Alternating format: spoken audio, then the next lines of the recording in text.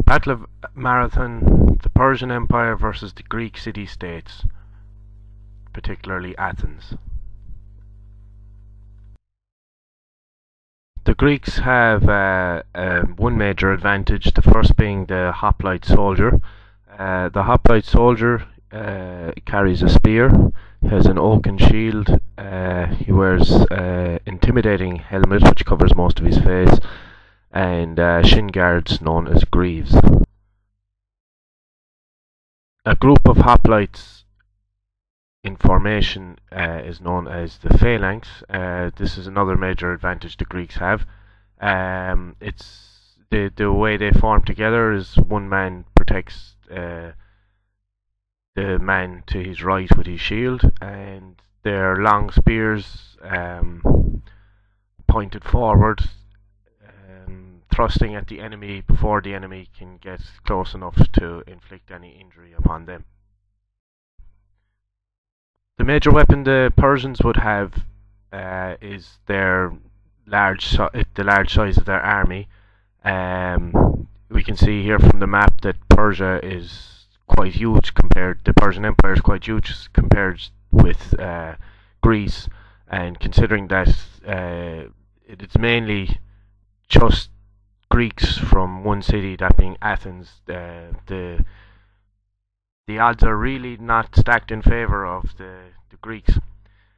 The Persian Empire was well known for its cavalry. However, on the day of the battle, the Greek strategy was sufficient. The Greek strategy was sufficient to stop the Persian cavalry from being able to maneuver on the beach, and we're going to have a look at how they did that next.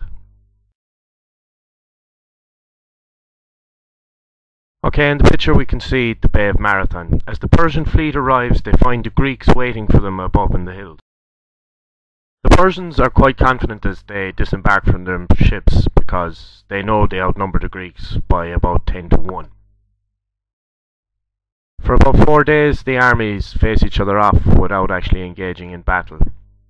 Historians suspect that Melates was waiting for word from the Spartans. He had dispatched a professional runner called Phidippides to run to Sparta and invite the Spartans to the battle. However, the Spartans don't arrive till after the battle due to the fact that they have their Holy Week when Phidippides arrives, and they're celebrating. Melates, the Greek commander, knows that the day will be lost if his Greek phalanx is flanked by the Persian cavalry. To prevent this from happening, he does his utmost to prepare the battlefield in such a way that stops the Persian cavalry from being able to maneuver. Melates orders that trees are cut down and the trunks of the dead trees are placed on the flanks of the battlefield to protect the flanks of his own troops. Not only does this ensure that his troops cannot be flanked, it also reduces the room for maneuver on the beach that the Persian cavalry have. The Persian cavalry were known to charge the enemy, loose their arrows, and then retreat. With the sea behind them preventing their retreat, and the size of the battlefield reduced, the Persian cavalry have no room to maneuver. Their favourite tactic of hit and run is no longer effective, as after the archers on horseback loose their arrows, they have nowhere to run to. The Persian commander Datis has no alternative but to use his lightly armed infantry against the heavily armed Greek hoplite phalanx. Melates, seeing his opportunity, orders his Greek troops to advance on the Persian lines.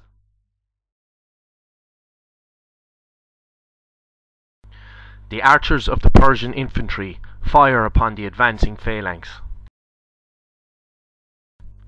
As the Persians fire their arrows, Melates orders his troops to march double time to close the gap between them and the Persians. The Greek phalanx crashes into the Persian line, driving them back into the sea. Thousands of Persians are massacred as they make their way to their ships.